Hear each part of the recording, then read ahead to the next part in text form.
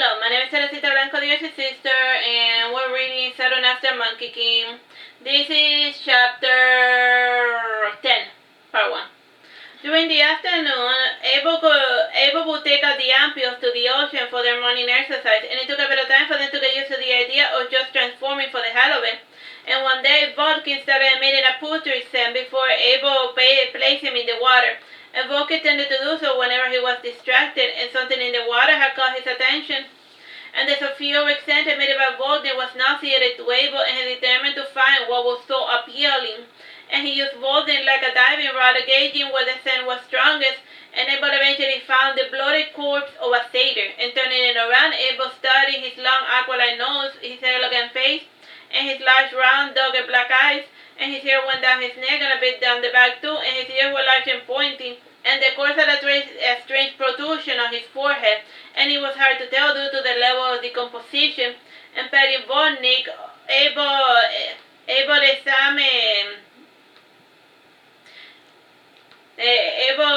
Abel kicked the bloody corpse back into the ocean before saying, a common misconception is thinking that fauns and satyrs are one of the same. In fauns are the classical goat people, and their numbers are fine, and satyrs, on the other hand, get into all sorts of trouble, and by covering their ears and tail, they can easily pass for normal humans.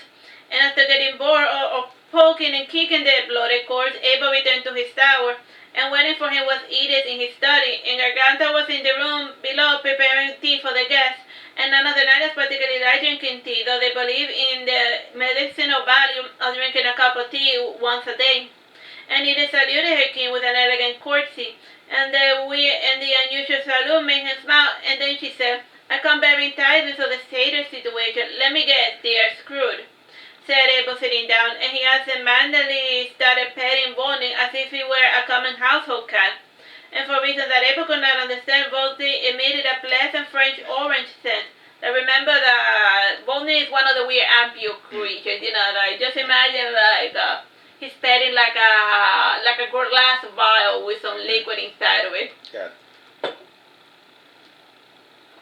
Imagining that Volney wanted to be left alone, he placed the ampule in a cabinet facing the window, and he wrapped the ampule in a cloth to keep it from getting cold. And Edith watched coolly these proceedings, and she was about to give her report when she saw the bizarre plant with the blue leaves, and it had a thick, solid trunk that resembled a baobab, and the small branches had sharp, evergreen leaves with razor-sharp tips. And from each cluster there was a hint of small pink flowers, and then she was a question in Abel's mind. What is that? Just something I puked up, said Abel, frowning, and Edith started to laugh, but stopped when she saw the dour expression painted on her king's face. Was indeed something he puked, something he sponged. Maybe you should plant it in the garden and see what happens, joked Edith. Volney emitted a strong salty smell, and even stronger than the scent of the sea. And coffee, Edith said, plant it near the ocean, why don't you instead? Here, tea, said Garganta, bringing tea to Edith and Abel. And she placed a small empty cup in front of each of the ampules in an effort to make them feel that they were part of the group. And staring at them sadly, Edith suggested, maybe we should set them free or whatever. They are not prisoners. Rusalka could have taken them back into the ocean whenever she felt like it, explained Abel. Oh, and what if Rusalka is keeping the wicked ones prisoners, suggested Edith. Never thought of it. Then again, in the transformed forms, they are equal in strength, and even before we met them, they had the ability to behave autonomously, and I do not know why they choose to battle for our kind, said Abel, remembering. And half an hour was soon spent ruminating about the nature of these weird types of human, and Garganta then to brought the matter back center for when she said, Edith, the satyrs then. Oh, that's right, about them. Well, I couldn't find anything about them per se, and the only ones the birds could track down were already dead, said Edith thoughtfully. Well, that is unfortunate, said Abel, and then he said, do the deaths have anything in common? I did not bother to know similarities, said Edith, pouting, and then she took out a tiny black notebook with her purse, and looking through it, she made a little chart listing the common deaths, and most common deaths have been drowning, and of the 106 satyrs they had discovered, 30 of them had drowned. And this was not too revealing, seeing as though plenty of humans drowned during the spring months. And at random times, the largest of the twin rivers would change its flow for a couple of weeks, and anyone caught unaware would end up drowning. And about 21 had succumbed to alcohol poison, and satyrs had a massive tolerance for booze like the dwarves, and it was rare for them to die from drinking too much. And Abel had Garganta send over those drunken, bloated bodies to examine them, and Garganta could shout for the nearest item mage, who sent one of the preserved bodies, and he had placed it in the necromancy room, and it was located in the cellar for practical reasons, and he wanted as much distance between his bedroom and the room that housed all of his skeletons. Like, he doesn't have a skeleton in his closet, he has them all in the basement, because of necromancy. It was coolly Abel opening the chest cavity of the corpse with his bare hand, and he gingerly took pieces of each of the organs, and he wetted them with his hands. And eventually he passed the stomach on his head and entered into a sinking position. He put the corpse's stomach like this on his head, in order to before thinking about it. Most humans cannot put up with Abel's messy process. However, he processed things better through scent and touch, while humans rely solely on sight. And he eventually nodded and then said, "These tests are natural too." And this one was not poison, rather he drank too much blood wine. Of the next batch, the satyr had perished from rapier wounds, like those pokey swords. Mm-hmm. And the satyrs were wearing ritual attires, and dueling was popular among the rich knights, so the 15 deaths were within the agreeable parameters, and roughly 11 of them had been died by bandits, while the rest had died from miscellaneous illnesses. And after examining the body, Abel noticed that those deaths were common in the human world, and it seemed to him that the satyrs were disguised as humans, and it was not too hard for them to pass as one, and by disguising their ears, tears, and trimming the body hair a little, they could blend into human society. And he wanted to offer them aid, or see if they even needed help. He would need to lure them out into the open. And the city where most of the bodies had turned out was Artsy, and as of late the city had developed a bit of a cultism around their fertility goddess Melina.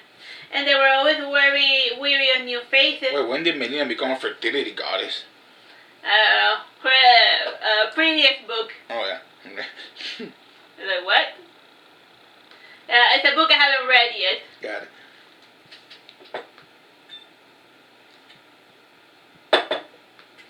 So, spoiler alert.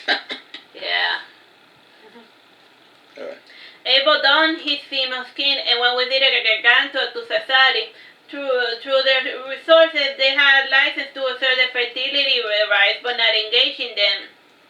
And before entering the palace, the knights searched all of the visitors to make certain they were not carrying weapons, and they were given white silk robes and guided to the outskirts of the artificial forest, and the knights offered the visitors a mask.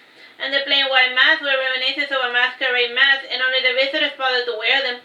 And untouched by war, the palace was still in one piece, and it was the first pleasure palace ever built, and with large windows and open courtyards, it lacked any defensive structure, and even the fences and walls surrounding the palace could be easily scaled.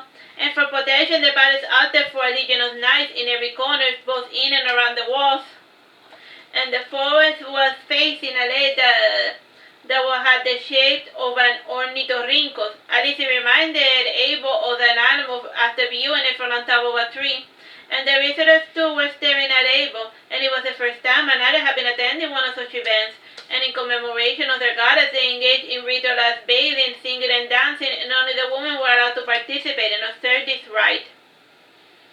This restriction never failed to restrain the curious male outsider, and the one orchestrating the ritual was Mia, the wife of the figurehead of Artsy, named Bors. Like the little Artsy is Bors, B-O-R-S. And Mia was a middle-aged maiden who was always riding in the waves of fashion, and her white robes were of the latest make and model. And in spite of the humbleness required of the event, it was laden with imperceptible small, delicate sewing and patterns against the white dress. And with ties in Aragons, the pair had managed to help society prosper in spite of the disintegration of the kingdom.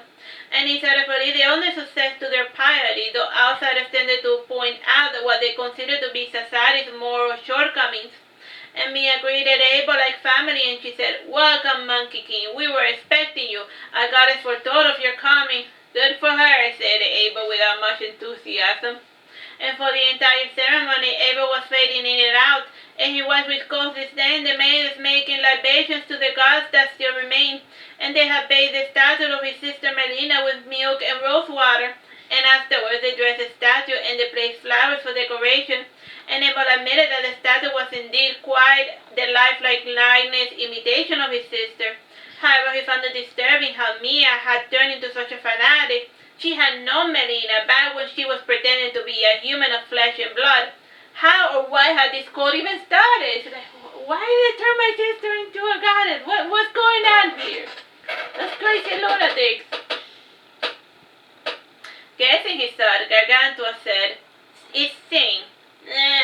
Said Abel without much enthusiasm. Someone's up and disappears, and suddenly they become suddenly that means that they are God. It is not as if Melina is doing anything to quell their fanatism, commented Edith below her breath. The damage is done, said Abel, shaking his head sadly. Even if she comes back and says something, the humans will consider her a heretic and not the genuine article. More the pity, said Edith, pouting. It's like you go away for a while and then they start deifying you as like a god or something, and then when you show up in the flesh they be like, liar, heathen. Bornos Mio and Rhydon, nurture Lisa, our blessed goddess came into the world to aid us in our time of need, and as a child of Rhydon she rose to battle like a tempest, and her armies humbled the proud Verageddon, and through her wisdom and guidance we, her chosen children of society, enjoy prosperity unknown by our ancestors, continued Mia. And by this point he had climbed to the tree and nestled beside Gargantua, and resting his back against her, he was able to settle in for a nap when he saw a bush behaving strangely. And there was nothing particularly strange about the bush. It looked and acted like a normal bush, and yet his instinct told Abel that there was something off about that specific bush. That bush is very sus. The artificial garden was fond of fuchsia bush, and for someone unfamiliar with the planting of the garden, it would appear that the shrubs turned every so often and with more outsiders and only two at the center, and in addition to the other flower decoration, there was a cluster in the fashion that mimicked the umlaut spiral, and in this specific corner, in specific, there was supposed to be 7 fuchsia bush shrubs and not 8. It's like, there's always 7, but there's an 8th one. That one is out of place. The mathematics that went behind this seemingly random forest was a bit unnerving, and after meditating since a bit, Abel noticed that the bush had imperceptibly moved a little closer to the group, and it was a stupid ploy as many as things went, and for the moment he resolved to just keep an eye on the ever-approaching bush. Sitting up, Abel said to the bush, "You know they are onto you." The shrub said nothing. It only trembled in the fashion that mimicked the passing of the wind. Again he said, "You are aware of what happens to people who are found out and they get skinned alive by the priestess, and the guys knew you were coming, but they chose to ignore you." The shrub tensed up but said nothing. "You know, all good cults require a sacrifice, and I have never known one where a virgin or a baby was not caught at the climax of the ceremony," commented Abel. Garganta shook her head, narrowing her eyes, and she was about to ask Abel who he was talking to, and in the end she chose not to ask. I said, what did she say? Who the hell are you? Who are you talking to? You're not telling this to me. Stop talking to random plants. Tyro? 10 minutes. It was neither the first nor the last time he thought he was speaking to an intelligent being, and one of the priestesses saw Abel speaking with a shrub, and getting a bit paranoid, she stabbed it a little with her rapier, and one of the maidens observing the ceremony seemed to tense up, and her nervous coughing grew into a fit, and a female knight entered the forest, and she dislodged the bush and took it away into custody. And the maiden followed the knight with the bush, and since the ceremony was boring to Abel, he followed along as well. So like since they were getting, so then like the cultists also got paranoid of the bush, so then they just like removed it from root completely in order to interrogate the plant that might or may not be a plant. Gargantua and Edith chose to be able to his own devices, and the knight took the bush and they burned it after pouring liquor over it. And she then went inside the palace in search of a new gardener, and he had ruined the symmetry of the artificial forest by adding a new bush. And it had been the darkness playing tricks with Abel's vision, and the maiden made a motion to enter the palace, but the knights would not allow her, and she started making her way back when Abel got in her path. "Excuse me, madam, and I must get back to the ceremony," said the maiden. "Why, it is as boring and pretentious as any other religious celebration, And frankly, never bother with such ostentation, said Abel.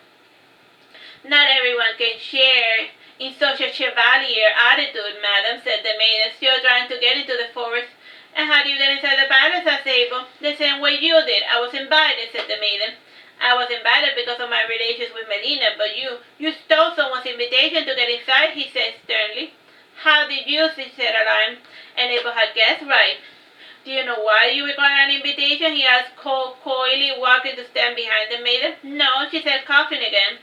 It is a little something known as a blessing or a curse, depending on how you look at it. And you have received a blessing that was not meant for you, and because you stole something that does not belong to you, it will become a curse. And I frankly did not know you were an intruder. However, when I saw you leaving the forest, I felt the curse growing inside of you. And he added, pointing towards the moon. Tick-tock, tick-tock, tick-tock. It is only a matter of time before you change.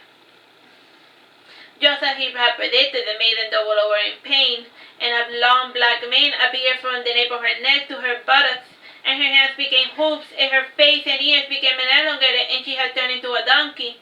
And the Melinas were fond of the little metamorphosis game, and who stole their blessings were turned to animals, plants, or bugs, and they returned to their normal forms after they had learned their lesson. What this implied varied from customer to customer. So, like, if you sneak into a Melina worship without an invitation, you get turned into a random animal or plant.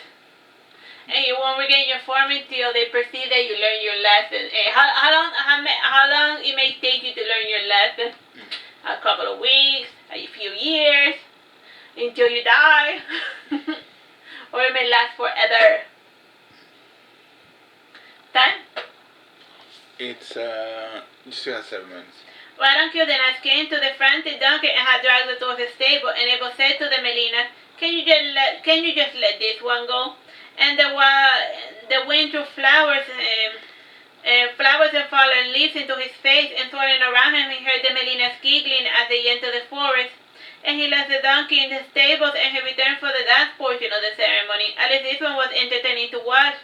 And the maidens danced kept changing from waltz to flamenco ballet and other styles dictated by the whims of the Melinas. And at the pinnacle of her trance, Mia seemed almost possessed, with her eyes rolled to the back of her head.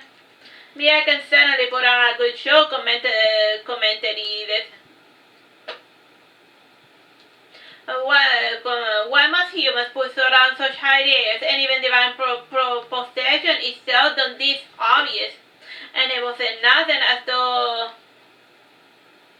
And after the ceremony, those who served it were invited to feast in the gardens, and the firework was just a cherry on top, and indeed the chorus of Savi screamed opulence, though it was somewhat sedated in comparison to the parties thrown by the previous queen, La Imperia. And another clever businessman, Boris never tapped into the surplus for such extravagance, and he paid it from his own pocket using the profits from his silver mines. And the following day, Abel persuaded the knight to let him take the donkey with him, and he hoped that the donkey would learn his lesson before he got to Lusitania. And during the first few days, the donkey stubbornly tried to play the human game, and without being able to sit up straight, the donkey was doing plenty of harm to itself, and by the fourth day, she had resigned the rest of her life to live as an equine. And all the while, Abel kept badgering the Melinas to change the donkey back to her original human form, and he sent wind familiars away and other spooks they could perceive, and eventually he did the one thing they could not stand, and around noon, the donkey started changing shapes, and she was soon revealed to be a female satyr. And Edith coyly commented, "I was under the impression all satyrs were male." "Well, only the male are stupid enough to get themselves discovered," she said, pouting. Her hair was black and curly and fell on her waist, and her skin was golden like the sun, and her eyes were turquoise color. "So how many of your people still remain?" asked Abel.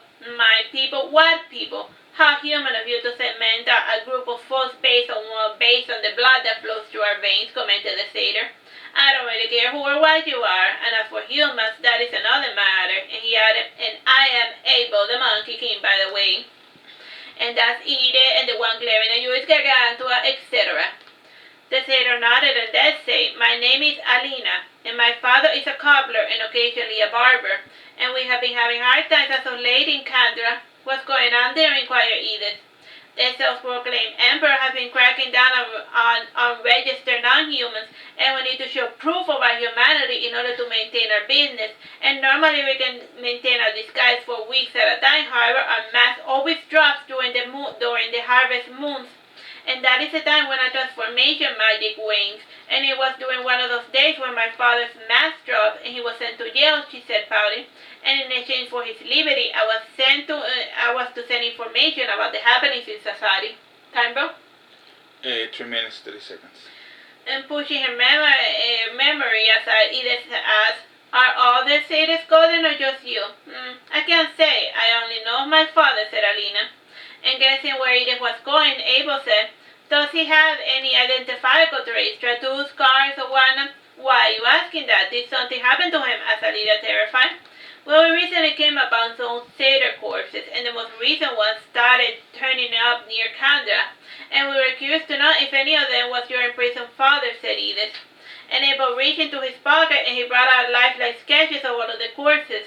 And he did these drawings before starting an autopsy, and Alina looked through all of them and was soon convinced that her father was not in any of the pictures. "I suppose we could spring him in exchange of his information about Kandra and what they are up to," suggested Edith. And Alina told Abel everything she knew about Kandra and its works, and her family had been living there peacefully for the last 2 centuries. And everything changed when the new ruler came to town, and when the kingdom fell, the town known as Kandra was taken over by the high priest of Hexim, Karavina.